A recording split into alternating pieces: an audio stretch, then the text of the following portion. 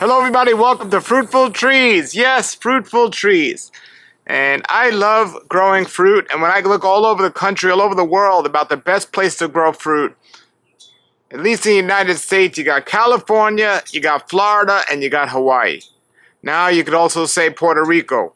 Well, today on the show, we're going to have Alex at Tropical Acres Farms talking about Hawaii and the mangoes that come from Hawaii. And we're also going to have my friend who's from Hawaii and lives in Maui, and he has a wet farm and a dry farm. And typically, certain mangoes don't grow well on wet farms. So we're going to have Alex describing all these different trees from Hawaii, and then we're going to have my friend who actually lives in Hawaii and is growing food talking about the mangoes he knows out there. So here it goes. Okay, so this little tree next to me here is barely taller than I am. This is a Kurashige Mango. Kurashige is a variety from Hawaii that has kind of Indo-Chinese hybrid type flavor. I would say that actually it tastes very similar to the Madame Francis mango from Haiti. It's a small little sigmoid shaped mango. It does turn like a pinkish red color, kind of a nice pretty color. And over in Hawaii, I've been told that this variety makes rootstock that is suitable for areas that have a lot of salt in their soil or perhaps saltwater intrusion. So it was interesting to us from that perspective. I remember trying this mango when I visited Hawaii about 14 years ago, but I didn't get to try it again until we fruited this tree. And this tree fruited for us for the first time last year, and it had a nice crop this year. It has no fruit on it at this point. Now we're into July. It is an early season variety, but a rather slow growing tree so far for us. And we've kept the fruit for rootstock because of this reported tolerance for salinity. And there are people who ask about that, whether we have rootstocks which are suitable for that sort of thing. So anyway, there's a photograph on our website of this this fruit last year, it's like about this size. It's not a big mango, and its flesh to seed ratio isn't terrific either. It's kind of shaped a little bit like a Fairchild mango, I suppose. And I don't really know anything about its origin, like who it was named after, what it was named after, which part of Hawaii it's from. But it's interesting from a rootstock perspective for sure. And it's not fibrous, or at least I didn't recall it being particularly fibrous. So it's you know, a mango that you can eat even though it's not like a spectacularly flavored mango. So anyway, this is Kurashige, early season variety. With the mangoes in Hawaii, the season is pretty much even throughout the year. Do they have a particular mango season, or is it all different? As far as I know, they do. Most of their mangoes come in the spring, summer. Okay. And that was how it was when I visited 14 years ago. So. Okay. Okay, so I'm standing next to our Apeng mango tree. We only have one Apeng on this farm. Apeng is from Hawaii. It was named after a woman named Chun Apeng. I think she was from the Molokai area. And it is an early season variety.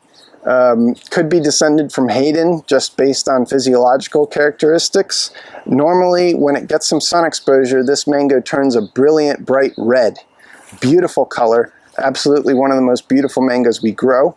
It has a very firm flesh, but it's not fibrous. It's just very firm. And typically it has a reasonably good shelf life too. So we kind of fell in love with this mango initially when we started growing it because we were really impressed by its flavor, its color, its productivity. It flowers very easily here in South Florida, often more than once. But it's usually one of our earliest blooming varieties, the Apeng. So initially we were excited enough about this that we actually top-worked or started to top-work another stump into Apeng. Unfortunately, we later discovered that Apeng is very, very prone to mangrove bacterial black spot disease. It is one of the most prone varieties we grow on the farm. So and this is like the last fruit left on the tree. You can see even this one has some bacterial black spot on it. Almost every single fruit was afflicted with it this year. And going back a number of years, we've had serious issues with this variety with bacterial black spot. It's very unfortunate because this is a variety that's very well adapted to at least our coastal zone of South Florida. It has a very open canopy. and it's quite aggressive. This is not a slow-growing mango tree. It has a little issue where it will make a lot of nubbin fruit certain years. Now, this was not one of those years. I think it made very few, if any, nubbins this year, and most of the fruit were full size. But certain seasons, it makes lots and lots of nubbins, and those nubbins have a paper-thin seed, and they actually taste quite good. But it does do that. I feel like this variety still has value if you are growing mangoes over on the west coast of Florida or perhaps in California, where bacterial black spot's not really a problem, and it can still thrive and fruit well. And especially over there in California where the weather is very dry, this mango can really show out its flavor. It is a classically flavored mango. So if you like mangoes like Bailey's Marvel or Maya, Spirit of 76, this is in that wheelhouse of very high quality, classically flavored fruits. So certainly a mango that probably has some degree of commercial potential if it were being grown elsewhere. So here in South Florida, because of the bacterial spot issue, it's hard for me to recommend this to people other than to be a collector's variety. And actually, the bacterial spot problem was so severe, I had to remove the top work that I had put on the other stump and put something else on it. So anyway, Apeng, early season variety, we get them as early as April here sometimes. I would say more years than not, I've picked one by some point by the end of April. And they're usually in full swing by May, so a very early variety and very productive mango, I have to say. So, Alrighty. How does it smell? Does it smell? It's got a classic aroma. This one doesn't have too much smell to it. So now the fact that they're not colorful this year, is that only because of the sun? It has nothing else? Yeah, this one just didn't get a lot of sun exposure. It's up here against this Areca palm hedge. The ones that were in the other parts of the canopy turned like a bright red, like normal. So, but they still ripen fine. Yeah, they ripen fine. But here at the end of the season, this is the last one left. I had to take some fruit off for the mango festival too. So there was a couple more left earlier last week, but nothing left as far as I can see in this tree. And there's one on the floor. No, that's that tree, I think. Yeah, we've had to prune this tree a few times now. It's pretty aggressive. So. Okay, so I'm standing next to a Smith mango tree. This variety is also from Hawaii, not to be confused with a variety called Smith that is from Florida. Okay, there is a Florida Smith. This is the one from Hawaii. This variety is a pretty old cultivar in Hawaii. There is literature from like 100 years ago talking about this mango, something like that.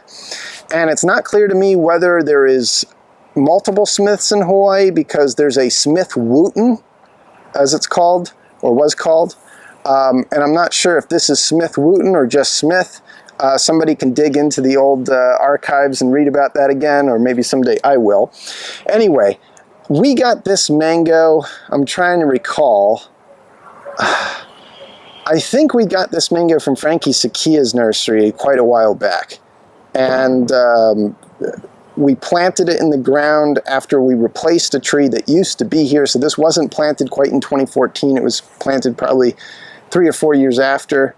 So this tree has been in the ground for a solid 6 years or longer, perhaps 7 years. It's certainly at least that old in age, and perhaps older than that. It might be like an 8-year-old tree, and as you can see, it's quite small. This tree had a huge crop on it this year. It actually fruits pretty well every year. It is near the end of its season, which is why you don't see too many mangoes left. But, and this one, because it was inside of the canopy, doesn't have the color that this mango can display. See if I can find one that's colored up nicely. Well, at any rate, this mango is quite pretty. It colors up like Apeng does, but it has not been anywhere near as prone to bacterial black spot as Apeng, and it is a dwarfish tree as far as we can tell. We love the growth habit of this tree. We love its productivity. I just forget to talk about it because its name doesn't stick out, I suppose. And, well, it's my own fault for not talking this tree up more. But Smith is one of the Hawaiian varieties that really seems to thrive here for us. And, you know, it's one that probably more people would like small yards that need a dwarf tree, small tree might consider if they really like classically flavored mangoes. This is a high quality classically flavored mango. So, you know, if you like the same group that Ah Ping relates to, you'll probably like this. And what else? It will hold on to its fruit for quite a bit of time. So even when it's ripe, it stays on the tree until, probably it's almost overripe. And has kind of a thin skin, but very thin seed. So it's got a very good flesh to seed ratio. It's fiber free and early season. Flowers very easily here. Every single year we get fruit off of it, going back probably 4 years or so. And I like it quite a bit. So do we know the parenting of the mangoes from Hawaii? Well, not all of them. We know some of them, like Rapoza, we know was an Irwin seedling. This, who knows? It depends on when it was selected, I guess. It might be related to Hayden or something, but I'm not sure when this variety was selected, and I do probably need to do a little more research on its history. But anyway, it's got like, it's shaped kind of like an Irwin mango, but it's better than an Irwin. About just as pretty though when it gets nice sun exposure.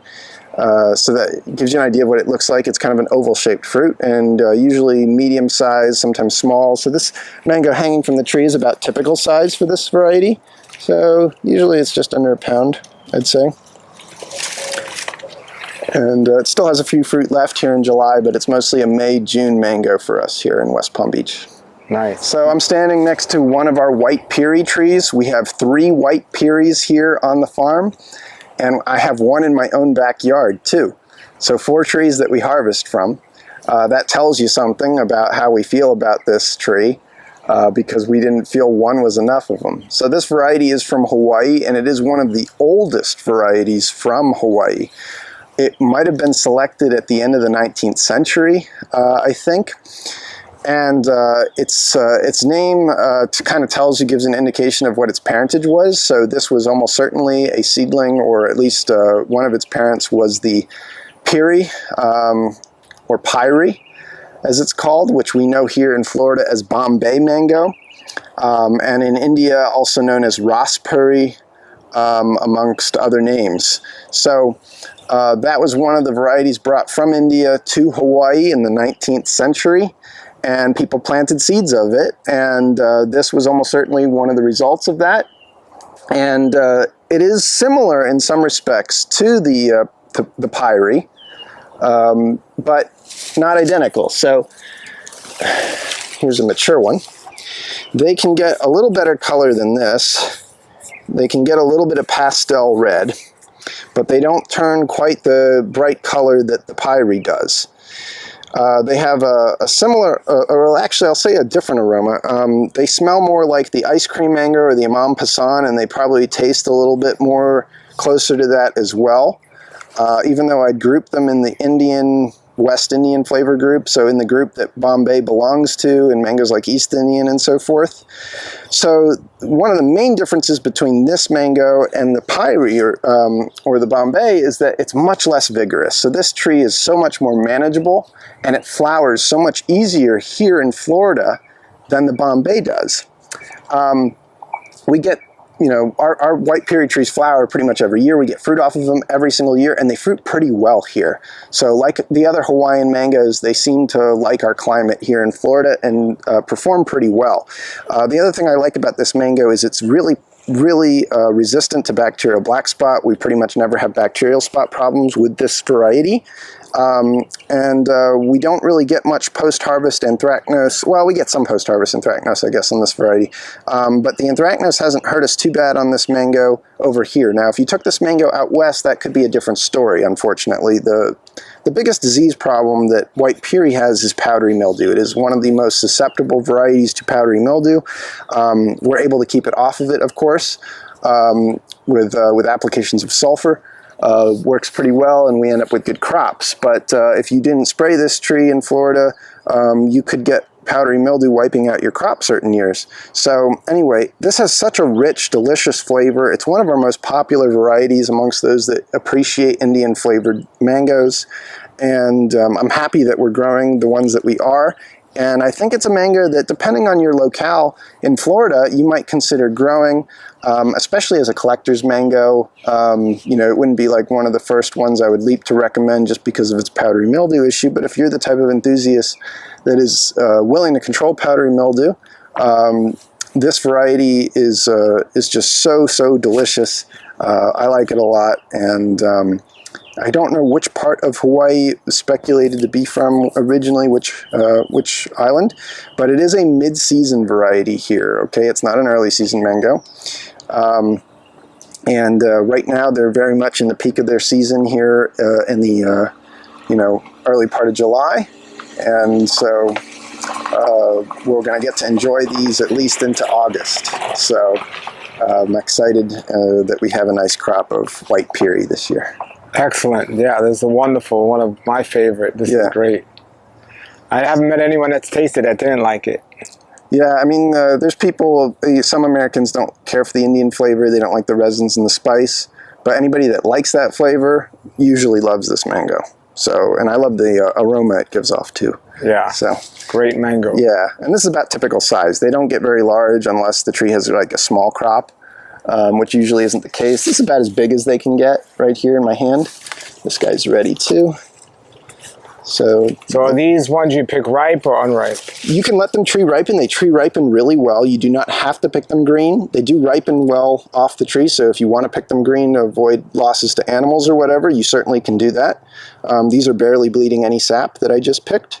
So, but they do ripen pretty well green once they're mature. So, and on this variety, if they're bleeding little sap, that's a good indication it's time to be picked, right? Well, if the sap is clear, that's a good indication. So this one didn't really bleed any. This has a tiny bit of sap, but when they're green, like green, they'll bleed a little more sap than that typically.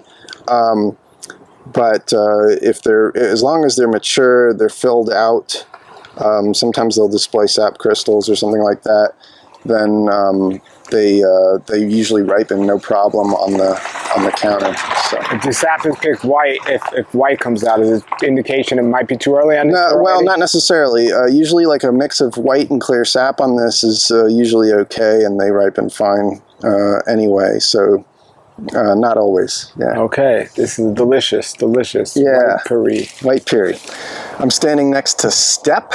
So this is our one Step mango.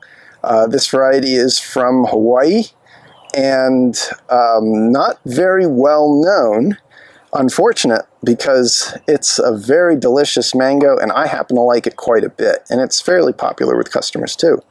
I am trying to remember which part of Hawaii it's from. I believe it's from the same area that Mapulehu is Maui. from. Is it? Yeah. Okay. Well, at any rate, this mango was found growing in an orchard in Hawaii and got its name because whoever discovered it, and I don't know if the tree that they found was the original or if it was a grafted tree that whoever owned the orchard previously had planted there and perhaps accessed somewhere else. But at any rate, it had some wooden steps nailed to it, as if like you were making a tree house or something like that. And that's how this mango got its name. So a rather, short and unassuming name. But anyway, it is a mid to late season mango here in South Florida. It flowers very well. Our tree was planted, I believe, in 2014. So this tree is probably at this point 11 plus years old from the point in time it was grafted. And it hasn't been too aggressive. This tree at this point now, I guess, is probably about 12 plus feet tall, but it took a long time for it to get this height, and we've never had to really cut it back hard yet. It makes a nice size mango. They can get a little bigger than this, sometimes well over a pound. Here's a nice size specimen.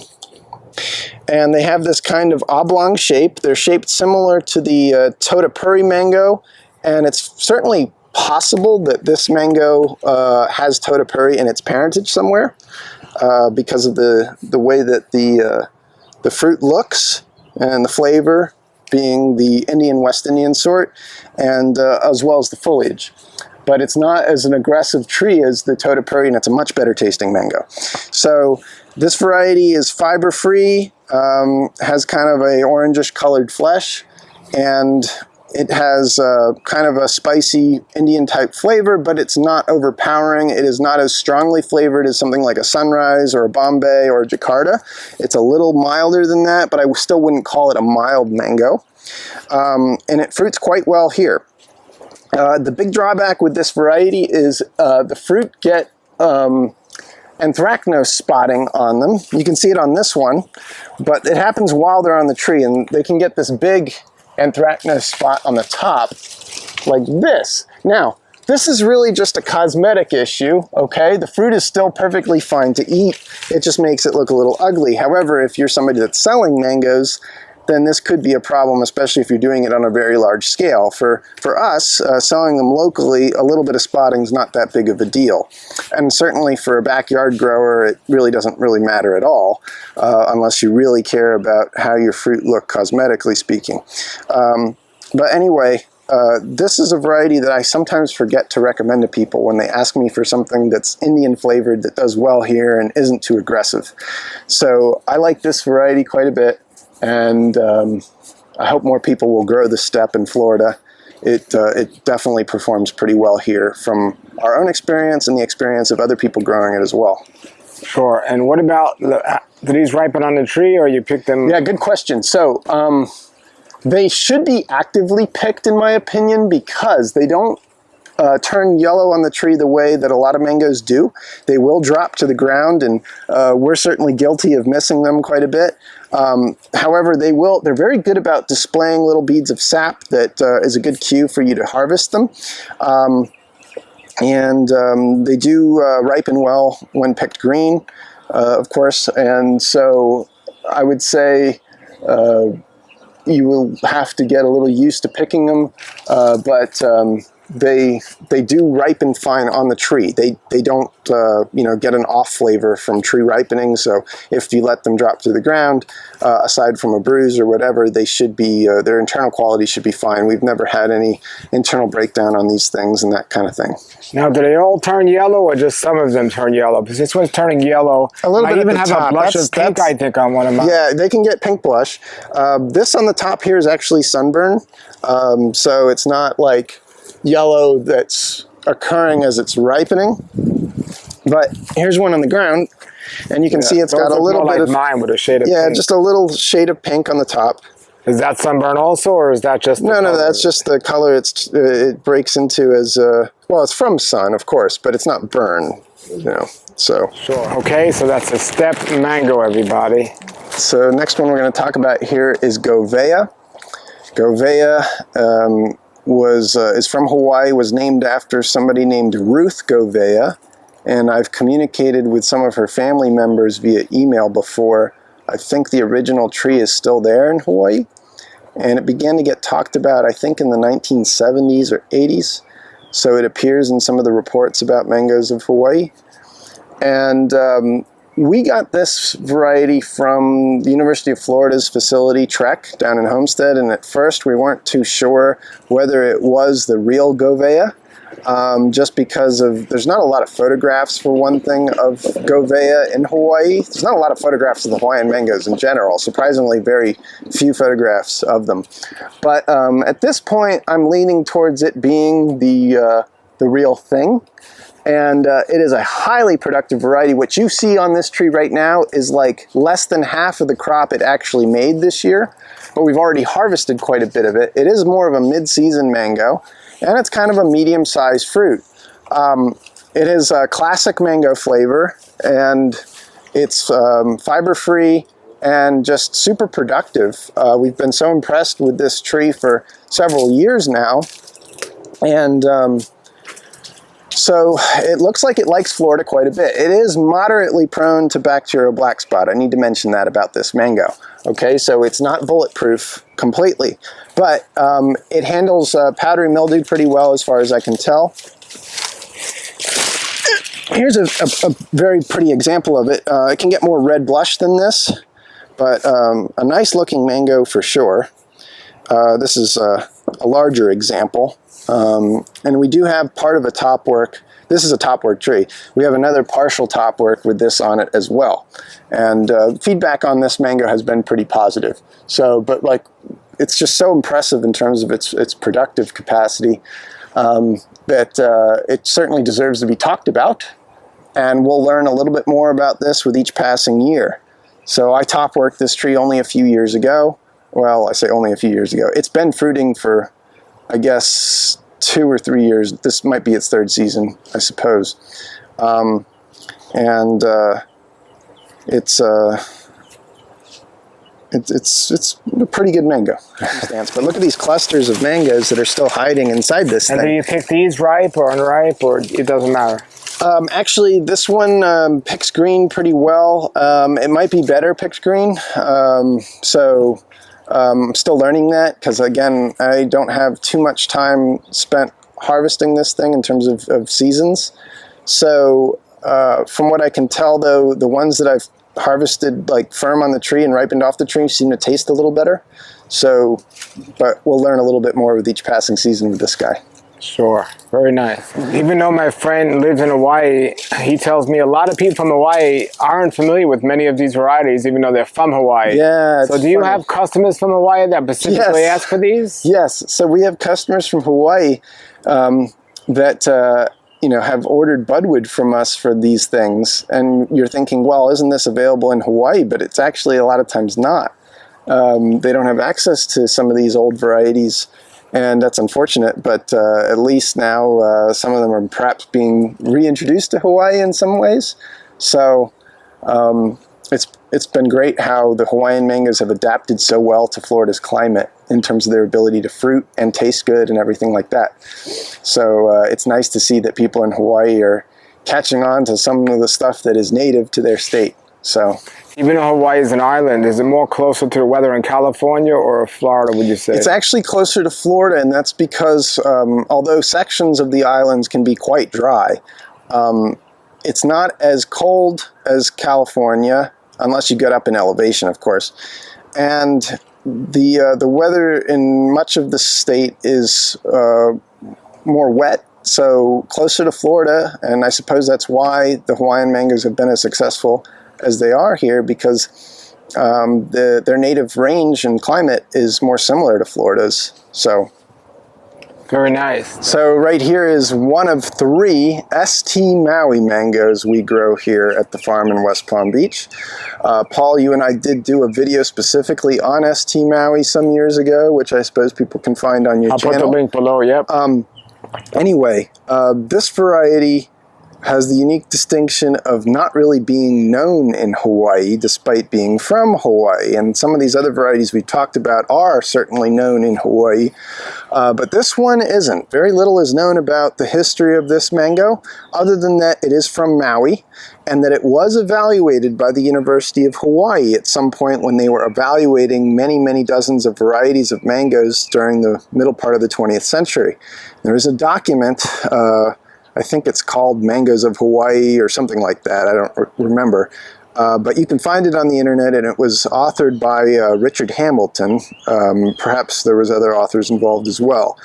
And it goes over many of the varieties that they evaluated. And on the bottom of that document, there's a section that I think is labeled not recommended or something like that. And in that, it's in alphabetical order, I believe, and there is a mango that just says ST. That is the St. Maui.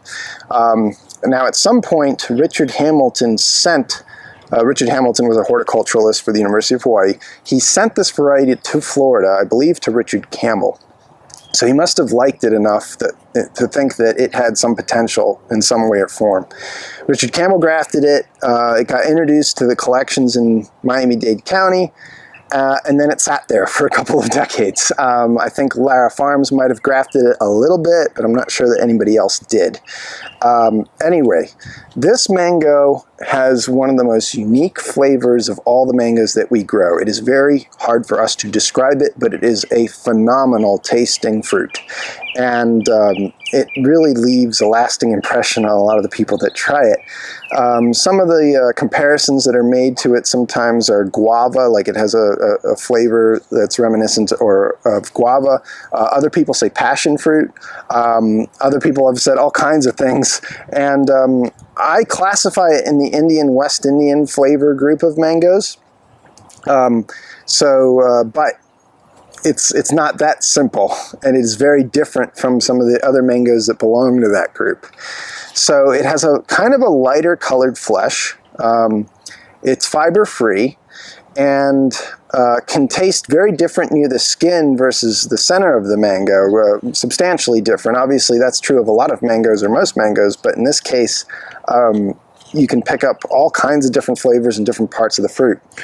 It's a decent sized mango. Now these are clustered together, and it can do that sometimes, especially when it doesn't have a full complete bloom, as this tree did not have a complete bloom, but where it does bloom, it will cluster up and then you end up with a lot of fruit, okay? Instead of lots of individual mangoes all over the canopy. Now, when it doesn't quite fruit like this heavily, the fruit can be a little larger. So they can be like more like well over a pound, we'll say. And it's shaped kind of like, I suppose a little bit like a Bombay mango, but a little rounder. So some might compare it more to something like a Kent or something. As far as what its parentage was, almost certainly it was derived from either Piri or white Piri. I would guess, I would speculate, based on the physiological traits of the fruit. But it tastes very, like I said, it's definitely different from those in some respects as well. And there's really nothing like it in the world to me. I guess the closest mango that I've had to it is Gaylor. Gaylor has kind of a similar flavor to St. Maui, although I doubt that they're related, at least closely. So this variety, unfortunately, for as delicious as it tastes, is a very vigorous tree. I classify it as a hyper vigorous mango. So it's one of the most vigorous mangoes we grow out of the 300 plus varieties that we happen to grow. And this tree is well overdue for a good pruning. But I think they can probably be maintained at around 15 feet in height and spread with pruning and not overfeeding. So anyway, it flowers okay here in South Florida. It would probably flower a little bit better in a colder section of the state or in California, but we get fruit off of them every year. I've never had them fail to fruit. We have a third one that just started to make some mangoes. It's a Topworked. This one was a planted tree, and so is the one that we did the video on. So if we have more than one of a variety here, it means that we like it a lot, and we have 3 of them here, and this is one of the mangoes that I've toyed with the idea of planting in my own backyard, and perhaps one day I will, if I can devote some space to it. So anyway, I love recommending this to people that are looking for something really unique and special and awesome. I think it's a great mango for Southern California.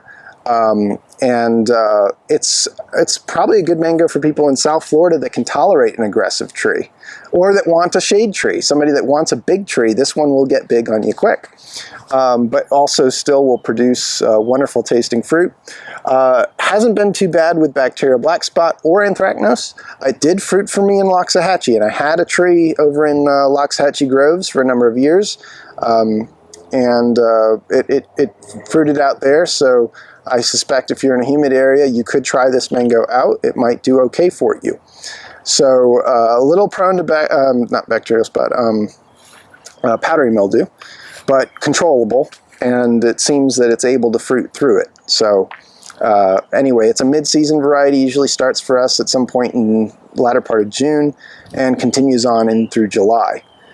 Sometimes it flowers multiple times. That's not unusual for Hawaiian mangoes here. So we do end up with split crops on them. This one had an early bloom that wasn't as substantial as its second bloom. So most of the fruit you see here, or pretty much all the fruit you see here at this point, is from its second bloom. So anyway, St. Maui, the St is a person's initials. We don't know what that individual's name was, unfortunately. We'd love to give them credit for their mango if we could ever figure it out. But anyway, it's not St. Maui, it's St. Maui, and one of the best, not only one of the best Hawaiian mangoes, it is one of the best mangoes we grow. I love this mango. Since it has powdery mildew or susceptible to it, and so does the white Piri, is that an Hawaii thing, or do all the varieties in Hawaii are susceptible to that, or just these No, two I don't particular? think so. I think it's because of the Bombay lineage. So Bombay is very prone to powdery mildew, and both these mangoes likely have Bombay in their parentage somewhere, or at least in their ancestry. So it would seem that it passed that trait on to its descendants. So, but I wouldn't say that Hawaiian mangoes across the board are prone to powdery mildew. I don't think Apeng is especially prone to powdery. I mean, any mango can get it, right? Sure. But like, I don't think that's the case for all the Hawaiian varieties. You have over 300 varieties growing, and you've tasted many more. From a taste standpoint, would you say St. Maui's in your top 10? Yes. Yeah, Wow. I think that's fair. Very impressive. Yeah, I don't know exactly where I'd place it, but it's one of my favorite varieties for Very sure. impressive. All right. And it's a variety we produce, and we're seeing growing demand for it. Fortunately, that's a good thing.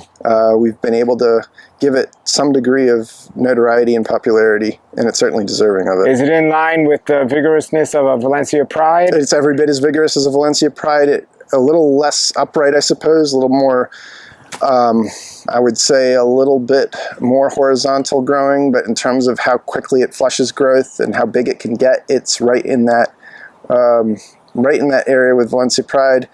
More of a dense canopy than Valencia If somebody Pride. was going to top work or multi-graft Valencia Pride, this would be a good variety? That would be a candidate for sure to pair with it. Yes, they would try to race each other to become as big as possible, I'm sure. Very nice. But this does have a denser canopy than Valencia Pride, which is a little more open. Okay, very nice. This right here is our Mapulehu mango tree. Mapulehu is from the, I guess, Molokai section of Hawaii. And it's a variety that I think was selected about maybe like around 100 years ago or so. I think it was selected in the first half of the 20th century. And this is another mango that probably can trace ancestry to the Piri or the Bombay. And it is shaped a little similarly. We ended up with ours by mistake. So I first tried Mapulehu about 14 years ago when I was in Hawaii, and I was impressed by it back then, but I never encountered it again until, and I believe it is contained in the collections in Miami-Dade County, at least in some of them, but what happened was we ordered some trees from Hawaii, and this was supposed to be an XL mango, which is a variety in Hawaii. And we planted this tree probably in 2017. So this tree's been in the ground for 7 years. It's now 8+ years in age because we were growing it in a 3-gallon pot before we planted it. And it fruited quickly. It fruited, I think, in like 1 year, as I recall. And I realized very quickly that this was not an XL based on physiological characteristics and flavor and stuff like that. And I had to think about it for a bit, but I realized within like a year or so of this thing fruiting that it was a Mapulehu, because I remembered trying Mapulehu and what it tasted like and what it looked like. And you know, later on through pictures and stuff, I was able to kind of confirm that that's what this mango is. And it has fruited very well for us, and it has grown rather slowly. I was expecting it to grow much more aggressively, and it has not. It has actually behaved like a dwarf tree for us. It's more of a later mid-season mango, but it often flowers multiple times. It flowers very easily for us. In fact, it flowers so easily that we have had this tree die back from lack of energy, if you will, and then flush growth in the later part of the winter and then flower off of that fresh growth. It's done that more than one time. It's pretty impressive how, you know, how much this tree wants to fruit. It wants to fruit every single year, and we love that about it. Now, the fruit can get nice color, but right now these mangoes here from the second bloom are still developing. This one's kind of softening, so oh, look at that. No sap bleeding. And this one fell off the tree. So you can see, can get a little bit of orange to it, I suppose. And the thing I've learned about this mango is that even when it feels ripe and ready, like it's softened up a bit, and you think it's ready to cut, it usually needs more time. This mango has a very long shelf life, and we love mangoes with long shelf life, of course. But it can deceive people into cutting it early, and when you cut it early, it's not very impressive. It needs to ripen up quite a bit, and when it does, it certainly has that West Indian flavor with some resin component to it, but it's a little similar to the white Piri and the Jahangir and the ice cream and things like that, in that it does have an anise component or licorice component in there somewhere. It has that terpene in it, and you can pick up on that. It might not be quite as strong as it is in ice cream or in a Montpassan or something like that, but it's there, it's present. So anyway, we've been pretty impressed with this tree. We don't know how it will handle the anthracnose issues if you brought it inland to like Loxahatchee or something. We've only grown it here. You know, maybe somebody can give us a report on it. We've sold a number of the trees. We do graft these on order for people. And hopefully it will behave like a dwarf in the rest of Florida like it has for us here. So if it does grow as a dwarf, would this be a candidate for a pot? Yeah, if it grows like this, then yeah, it might be a good candidate for somebody's container in somebody's yard or something. The fact that you're getting orders for it, I mean, is it popular in Hawaii, this one? It's recognized in Hawaii, so it's more common in Hawaii than steppe, for example. So, and it has been planted in some commercial orchards, I believe. So, and it came from a commercial orchard, I think, the original seedling. And I've noticed differences in the size of the mangoes. So like sometimes they come out like this big, and other times like they're all like this size. You can see quite a bit of small ones in here. So I think in Hawaii it gets a little larger typically. And I don't remember, it might be one of those ones that doesn't do as well in the wetter parts of Hawaii. Like white Piri doesn't do well in the wet parts of the islands, but I'm not sure. I can't say that definitively. I know I can remember having this conversation with people that have experience with it there. So it certainly exists there. I don't know if any nurseries are grafting it.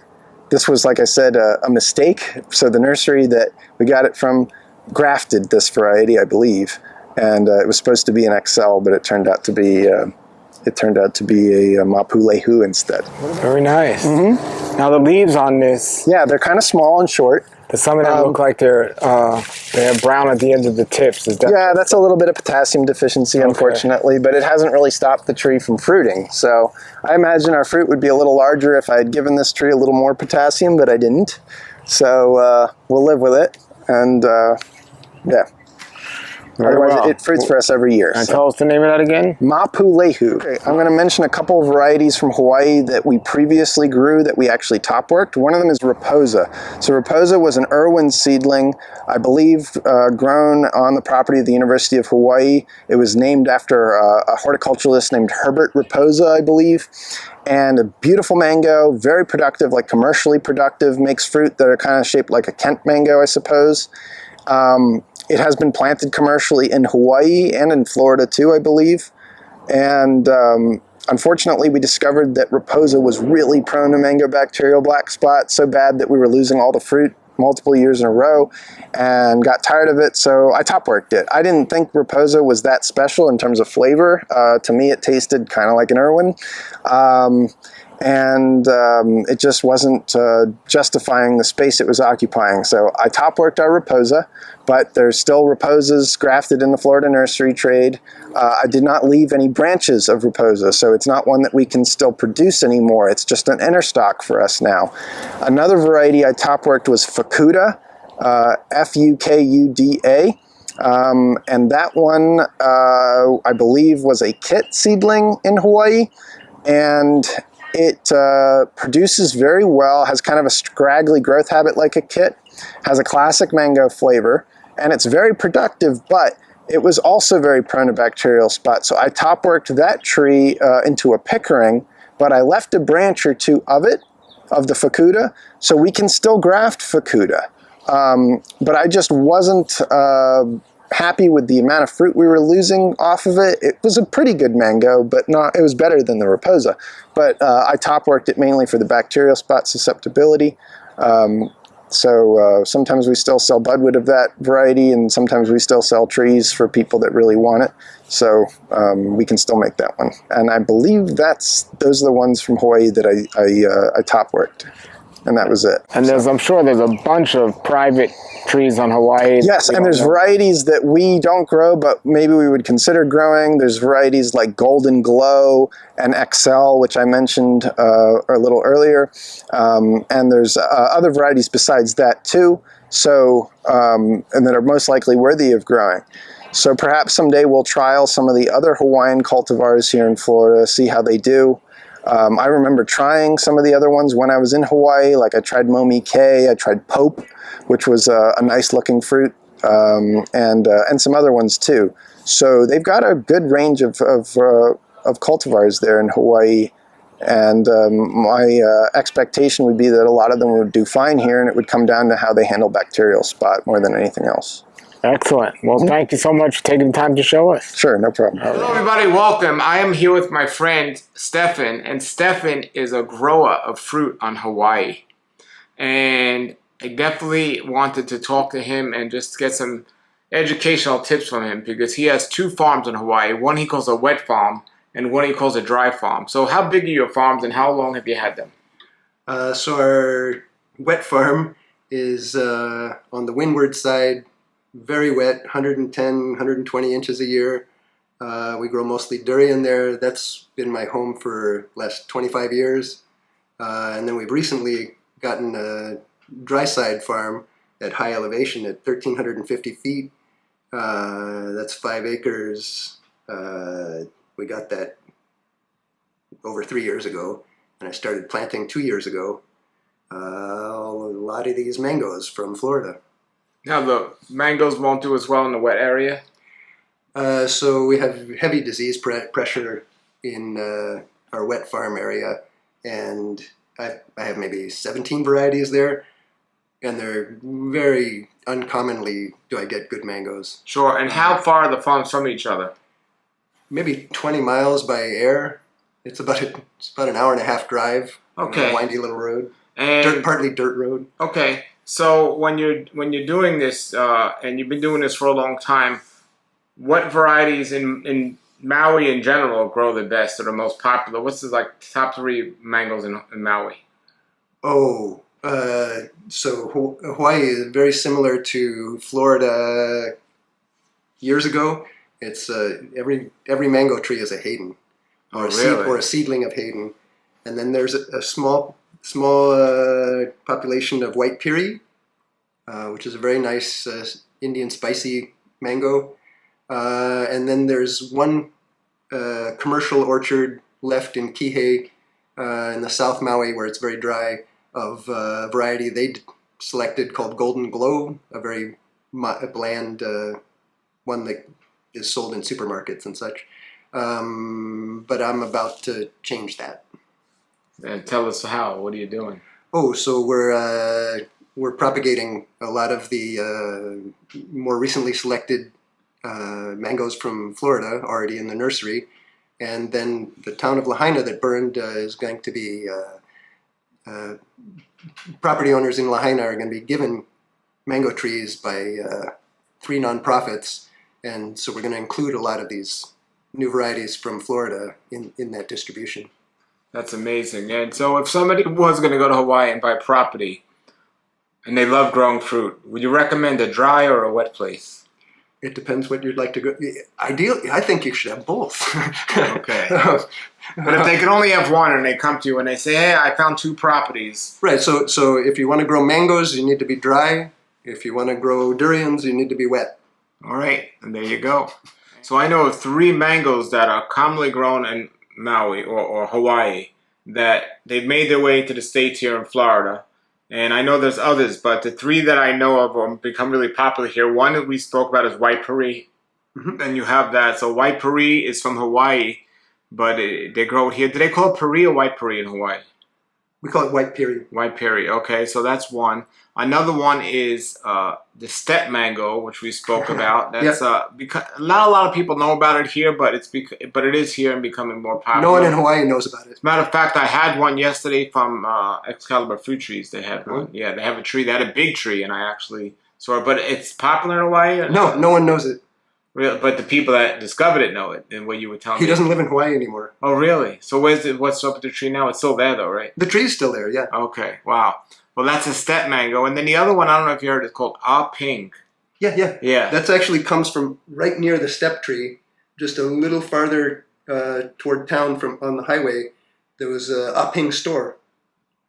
Often during plantation times, a Chinese family would set up a store, and that was the case in this one. And it's at the edge of Mapulehu Valley, where the variety Mapulehu comes from, which is a nice Indian type that is spread a little bit in Hawaii. People know Mapulehu, but ping is an early, nicely colored classic mango, a little small. The original tree is right there along the highway.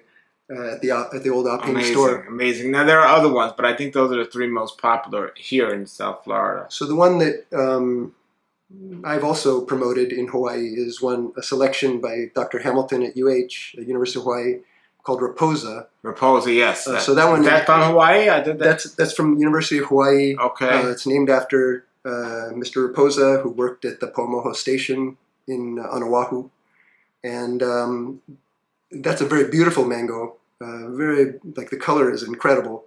I think of it as fairly mild flavored and very nice texture, very smooth texture. But the reason that I sometimes suggest it is because it will reflower again and again and again, so that even people in the marginal areas, not the super wet, it's not going to get much. But in the marginal areas, on the edges of the wet and dry, there'll be a time when it's dry, and it'll flower again and again and again, and it might hit a dry time to flower and set fruit without just getting anthracnose from the wet. So that's Rapoza. Yeah. And any other popular ones you know that have made it away to the United States? From Hawaii. I don't know. Well, there's St. Maui. Yes, that's another one. Which no one in Hawaii has ever heard of. Really? I think I'm the only person growing it on Maui, except for the original tree that might still be alive. Have you seen the original tree? I haven't. We don't know who St. was. I did know the Dr. Hamilton, who is the one who apparently sent it to Gary Zill, maybe? Someone in Florida. And supposedly Dr. Hamilton's the one who sent it, who received it from St. And I think it was in Lahaina, and so it's possible that the tree is burned, unless it was far outside the town. So it's possible in our tree giveaway to the folks in Lahaina that will propagate a bunch of St. Maui and bring it back to Lahaina. Yes, that would be wonderful. Well, there's so much great information and knowledge. If you ever go into Hawaii, contact me, and I'll try to put you in touch with this guy if you're growing stuff. And thank you so much for sharing your wisdom and knowledge. And I will look forward to the day Fruitful Trees gets to Maui. I have to get to Hawaii. I have to get there, and I have to get to your farm. Very welcome. Yeah, it's not easy to travel when you have a beard like this, folks, but that's all right. Thank you very much for joining us. Thank you, Paul. All right, everybody, that was Alex from Tropical Acres Farms and talking about all the mangoes that come from Hawaii, and my friend who lives in Hawaii, Steph, talking about what he knows about those mangoes. All right, put your comments or questions below if you've tried these mangoes and what you think of them. All the descriptions are on Alex's website at tropicalacresfarms.com. Thank you very much for checking this video out. And if you have any questions or comments, post them below. If you want to get one of these hats, the link is below as well. Until then, everybody, have a great day and keep growing. For more educational videos about mangoes and other fruits and how to grow fruit trees, please look out the other videos on this channel, Fruitful Trees, and also subscribe if you like, and also share these videos with others.